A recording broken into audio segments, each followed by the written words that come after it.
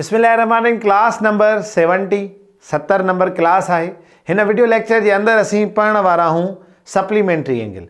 जिन शागिर्दन ने complementary angle के समझो आ, सप्लीमेंट्री भी उन वांगे ही है। यानी डेफिनेशन तक सामू लिखल है। तो अड़ियों ब एंगल्स, ठीक है, अड़ियों ब एंगल्स जिनके जोड़ क्यों तो उन जो जवाब 180 भी है पूरो।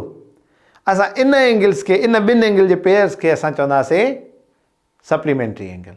मां हिकिड़ो मिसाल लिखियो आहे तव्हांजे साम्हूं।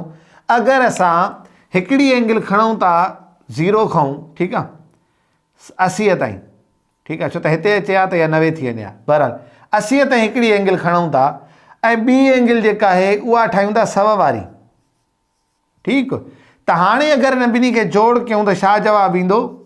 180। ऐं जॾहिं 180 जवाबु अचे थो, असांजी इहे ॿ एंगल्स कहिड़ियूं आहिनि? सप्लीमेंट्री एंगल्स आहिनि। हाँ इन गाल के तक ज़हन में रखणो आहे त सप्लीमेंट्री एंगल छाखे चवंदा आहियूं? अड़ियों ब एंगल्स जिनके जोड़ कयूं त 180 अचे।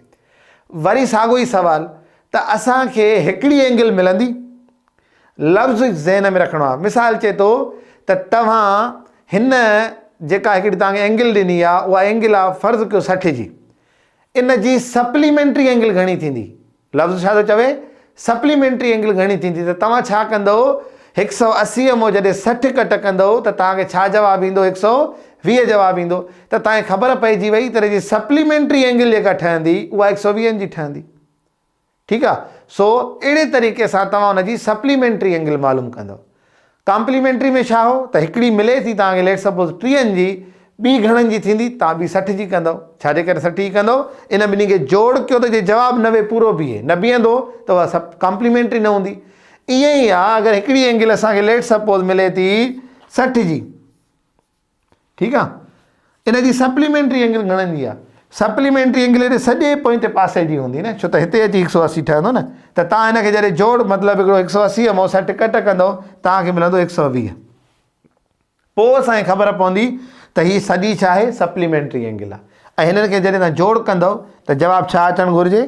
180 अचणु घुरिजे। उन कंडीशन में असां चवंदासीं त हीउ जेको एग्ज़ाम्पल लिखियलु आहे असांजे साम्हूं, इहो सप्लीमेंट्री एंगल जो आहे। ऐं सप्लीमेंट्री एंगल फाइंड बि ईअं कराईंदा, तव्हांखे हिकिड़ी ॾींदा, ठीकु आहे, पर उहो बि ॾिसो हे तव्हांखे एडजेसेंट एंगल वांगुरु, यानी ॿ एंगल्स तव्हांखे मिलंदियूं। हिकु जेका आम हूंदी उहा कॉमन मिलंदी, एडजेसेंट एंगल वांगुरु।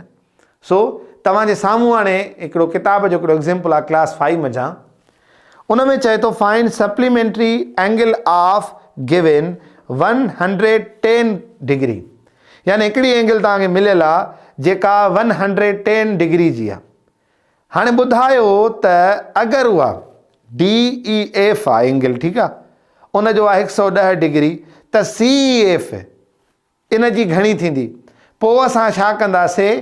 180 मंझां जॾहिं 110 कट कंदासीं असांखे जवाबु मिलंदो 70। त ॿी एंगल कहिड़ी हूंदी? उते असांखे 70 वारी मिलियल हूंदी, उहा असां उन ते सिर्फ़ु 70 लिखंदासीं, ठीकु आहे। छो त हीअ 180 जी कंप्लीट डिग्री आहे न, एंगल आहे, त असांखे एॾी ॾुखियाई न थींदी आहे उनखे मालूम करण में। सो इन सिंपल अंदाज़ में असां सप्लीमेंट्री एंगल मालूम बि कंदा आहियूं।